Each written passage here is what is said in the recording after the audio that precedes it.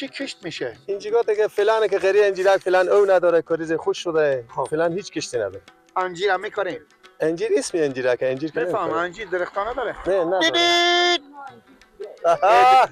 همون سر کاریز که قدیم بوده انجیر داشته میگم انجیره. با مو واسه. بله با واسه. الهی شکر بسیار خوب خوشحال شدیم از دیدن شما. تشکر. تشکر از شما حاجی کاکا. بله. شما مونده نباشین. سلامت باشین. صحت شما خوبه؟ جان شما زنده باشین. مریض خسته کنیم. نه دم آزار باشید تیار الهی شکر الهی شکر. اول نام شریف خود بگین. حاجی امیرالله از انجیرک. خب حاجی صاحب.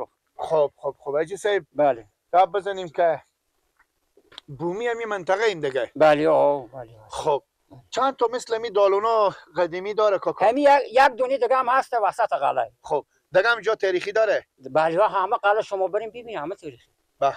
مثل چی مثلا جای تاریخی چی داره؟ جای تاریخی است که یک دیوارای بال بردن که ببینید تعجب مونی که نوشته مخلوقات بوده تیار کرد. خب بله. چند فاصله داره دیوار ارتفاع داره؟ ارتفاع یعنی که میبینید که مثلا می که نشون ماده به شما 6 متر 7 متر تا الای 10 متر همین تو بلندی است. ولی راست میگی. بسیار خوب.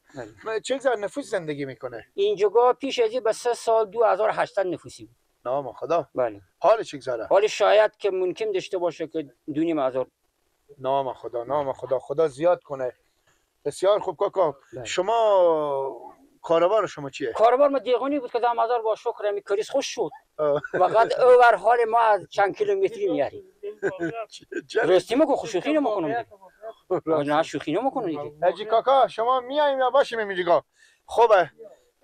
چی بیشتر کشت میشه کاکا؟ کشت ما فقط جو بود، گندم بود، بانجون بود، خربزه بود، مثلا همین چیزا بود. همه خدا از ما بگیریم اصلا نی گندم مال میشه نی جو میشه هیچ چیزی کاکا جان صحت شما خوبه؟ جان شما جوره بخیریم. سلامت باشیم زنده باشیم کاکا. نام شریف خودم شما بگیم به ما. ما عبدالکبیر. خب از می قشلاقین. بله. کاکا انجیرک میگم. چی بوده که انجیرک نام گذاشتم؟ همین تو بوتی انجیر بهم پوزه. سرکاریز اینا بوتی انجیری است. هم یک بوتی انجیر. نه تو زیاده. ما دو از اون واسطه به تاریخ که حساب کرده گفته انجیره. بله.